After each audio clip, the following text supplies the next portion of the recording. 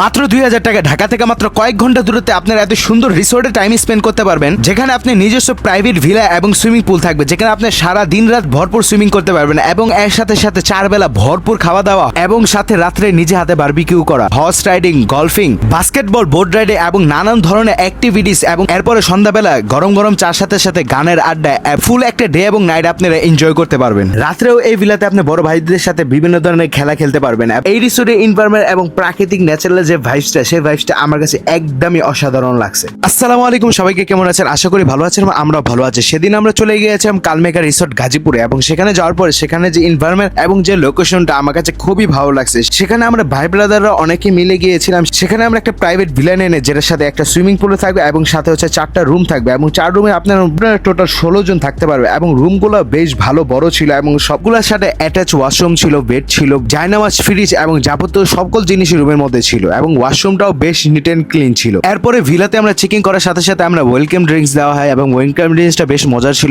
এরপরে হচ্ছে আমরা দুপুরে লাঞ্চের জন্য সবাই বসে পড়ি এবং খাবারগুলো নিয়ে এবং বেশ অনেকগুলো খাবার ছিল এবং পিওর বাঙালি খাবারগুলো ছিল, বিফ, চিকেন, পাতুরি এবং বিভিন্ন ধরনের ভর্তা এবং লইট্টা ফ্রাই, বিভিন্ন ধরনের আইটেম ছিল, যেটার সাথে খেতে আমার কাছে অসাধারণ লাগছে এবং এই খাবারগুলো খেয়ে বলতে পারি অনেকদিন পরে একটা তৃপ্তি সহকারে বাংলা খাবার খেয়েছি। এবং এরপরে হচ্ছে আমরা বিভিন্ন ধরনের রাইডস এনজয় করে, ফার্স্টে হচ্ছে আমরা বাস্কেটবল খেলি, তারপরে হচ্ছে গলফ খেলি। গলফটা আমি ফার্স্ট টাইম খেলেছি, ফার্স্ট টাইম অনুযায়ী আমার এক্সপিরিয়েন্স খুবই ভালো ছিল। এবং এরপর হচ্ছে বিকাল টাইমটার মধ্যে এই রিসোর্টটাতে আমরা বেশ লম্বা সময় ঘোরাঘুরি করে এরপর আমরা সাইকেলিং, তারপরে হচ্ছে এখানে হর্সও ছিল এবং যে ভিলাটা নতুন করতেছে এবং খুবই অ্যাসেরিক এবং খুবই সুন্দর লাগতেছে এই ভিলাটা। এরপরে হচ্ছে আমরা সবাই মিলে বোট রাইডিং করি, বেশ লম্বা সময় একটা বোট রাইডিং করে এবং এখানে যে বোট রাইডিং এর সময় যে ওয়েদারটা পেয়েছি আমার কাছে বেশ ভালো লাগছে। এরপর হচ্ছে আমরা রুমে চলে যাই। রুমে চলে যাওয়ার পরে আমরা সন্ধ্যার স্ন্যাক্সে আমাদের জন্য ছিল পিজা, 2 ধরনের পিজা ছিল এবং হচ্ছে চিকেন ফ্রাই ছিল। এরপরে হচ্ছে চায়ের আড্ডা বসে যায়, চায়ের সাথে সাথে এখানে বাংলা বাউল গানের একটা মসজিদ বসেছিল,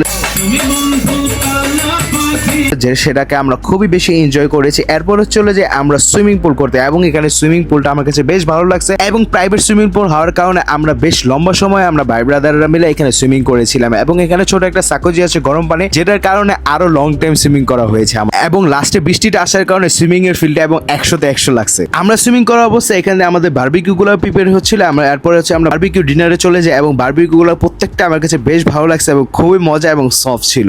এরপরে হচ্ছে ক্রাম এবং রাত্রে চেস খেলে আমরা রাত্রে ঘুমিয়ে যাই। এরপরের দিন সকালটাই শুরু হয়েছিল বৃষ্টি দিয়ে, যেটার কারণে আমাদের মনটা আরো বেশি ভালো হয়ে যায় এই এনভায়রনমেন্টের কারণে। তো এরপরে হচ্ছে আমরা ইংলিশ ব্রেকফাস্ট করেছি, যেটা আমার কাছে খুবই ভালো লাগছে এবং এখানে বলতে হয় এখানে প্রত্যেকটা বেলার খাবারগুলো আমাদের কাছে বেশ ভালো লাগছে এবং এখানে প্রত্যেক বেলার খাবারের সাথে হচ্ছে মজার মজার ডেজার্ট ছিল, যেটা আমাদের কাছে খুবই ভালো লাগছে। এই ভিলাটার মধ্যে আপনার টোটাল 16 জন থাকতে পারবেন এবং এখানে 4টা রুম